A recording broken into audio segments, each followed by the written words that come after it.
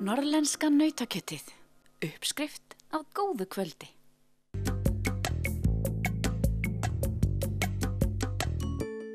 Gauksmýri í Húnaþingi vestra var valið fyrirtæki ársins í ferðaþjónustu á Norðurlandi 2017 af Markaðsstofu Norðurlands. 20 ár eru frá því að hjónin Jóhann Albertsson og Sigríður Lárisdóttir stofnuðu fyrirtækið sem snýst fyrst og fremst hestamennsku.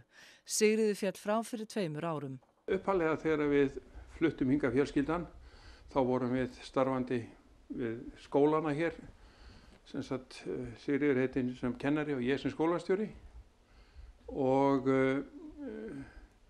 þetta átti að vera hobbyið okkar og átti að vera afþreyingi fyrir bara sem sagt átti að vera við ætlum að búa hér og hafa hrossin okkar hér. Þannig byrjaði þetta. Já.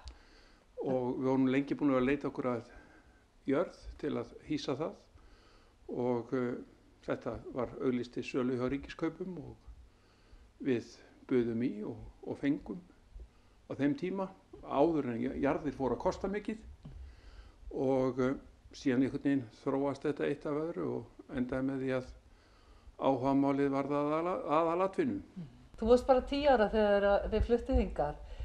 Var þetta mikið sjokk að koma í sveitina fyrir þig? Eiginlega frekar fyndið að segja frá því að ég var mjög ósátt fyrst af því að mér fannst við vera að flytja í Afdali og ég myndi aldrei hitta vini mína en við byggum samt bara Laugarbakka. Þannig að það er ekki eins og það hefði verið eitthvað stórt þorp en svo náttúrulega bara fluttum við hingað og hér finnst mér bara aðeinslegt að vera. Og hér á maður margar mjög skemmtilega minningar. Og þú hefur sannlega tekið við keflinu. Hver er svona þín staða í rekstrinum? Ég sé mjög mikið gistiþáttinn og svona veitingar, starfsmanna hluta, mikið kynningarstarf og allt svona sem kemur að því að sitja við skrifborð mjög mikið þannig. Og það er svona mitt hlutverk. Á meðan að maðurinn minn Gunnar Páll, hann sér hann er framkvæmdastjóri og sér meira svona fjármál og annað slíkt. Hafa verið margar brekkur í þessu? Já, og eru ennþá brekkur. Við getum eiginlega sagt sem hrunið fór illa með okkur eins og marga aðra og við vorum með lögleg gengistryggð lán og sem sagt þar lendi höfum við verið svona svolítið eins og hamstur á hjóli að reyna að láta þetta ganga upp og það hefur gengið hingað til en þetta hefur samt sem áður. Það hafa verið marga brekkur að yfirstíga en líka margir ljósir punktar og margt sem gefur manni ánægju. En þið veðjuð á réttan hest, alveg í orðsins fyrstu merkingu, var það ekki? Þið eruð í raun og veru í hestamennskan er það sem að dregur. Það er svona, við getum eiginlega sagt sem svo að þetta svona bæti hvað annað upp. Hestamennskan er auðvitað svona, er hestastaður og við bjóðum hér upp á eiginlega allt sem að, má segja, hugurinn girnir gagnvart hestum og hestamennsku. En hins vegar að þá náttúrulega er auðvitað gistingin og veitingareksturinn, það er auðvitað það sem að dregur hjólið. Og það er auðvitað það sem að svona ýtir þessu öllu áfram og stendur undir mest af þeim kostnaði sem að lagt er í. Hvað hefur breyst á þessum árum?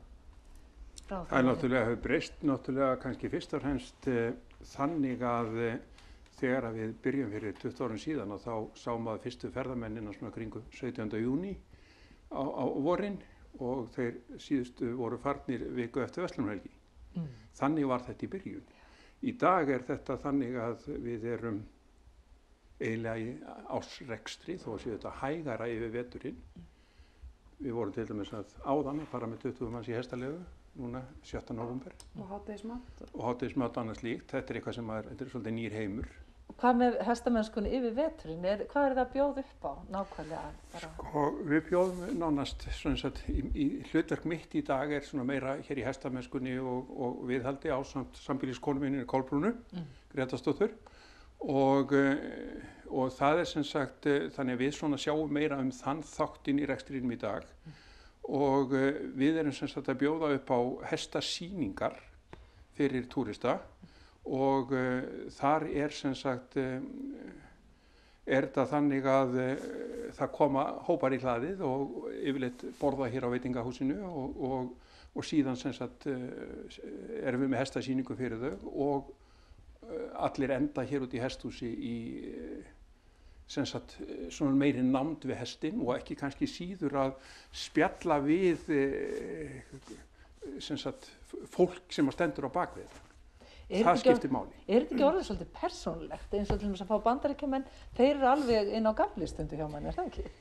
Það kannski, já, þeir náttúrulega eru mjög forvitnir og vilja fræðast mikið og vita rosalega mikið kannski Íslendinga og það er þannig, við náttúrulega erum fjölskylda sem rekum þetta fyrirtæki og eins og með hestasýningar, við náttúrulega fáum mjög mikið af bandarískum hópum í hestasýningar til okkar og þar stöndum við sjálf vaktina. Ég er yfirleitt að kynna íslenska hestinn og fjölskylduna og fyrirtækið og svo eru pabbi og Kolla, þau eru yfirleitt knaparnir í sýningunni. Þannig að þau hafa yfirleitt tækifæri á því að hitta einhvern sem er þá hluta fjölskyldunni eða tengist fjölskyldunni eins og bara við erum oft með starfsfólk líka sem tengist okkur einhvern veginn. Þannig að það er bara, já. Við höfum verið mjög lánsöm líka á þessum 20 árum með það við höfum haft alltaf gott starfsfólk hérna úr héraðinu sem að auðvitað kannski sem sagt byggir þennan grunn. Þannig að svona lykil starfsmenn fyrirtækisins eru allir hérna úr héraðinu. Og hvernig sjáu þið Gauksmýri eftir 20 ár? Ef að straumurinn verður svo sami eða stendur stöður eða eykst aðeins að þá vonast ég til þess að við getum stækkað aðeins hér gistingu hjá okkur og við þurfum þess. Við þyrftum að fjölga herbergjum alltaf helming. Við erum í svona millistærð, við erum 55 gistrými. Það myndi svona vera hagkvæmari og auðveldari að taka stærri hópa ef að við varum aðeins stærri. Og við þyrftum ekki að stækka aðra þætti eins og matsal eða móttöku á sama skapi. Þannig að við myndum nýta betur það starfsfólk sem við höfum fyrir. Þannig að framtíðin er björt með hestum og norðurljósum sem söluvöru, eða hvað? Já, vonandi.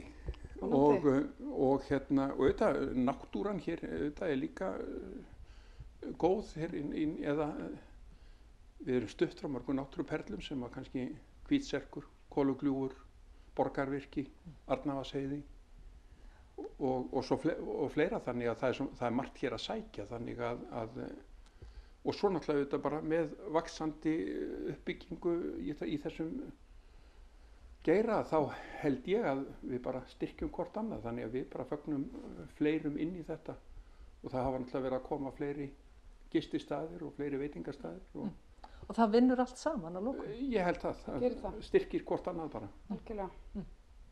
Takk fyrir þetta og takk fyrir að taka mót okkur. Kærlega. Norðlenska nautakjötið. Uppskrift á góðu kvöldi.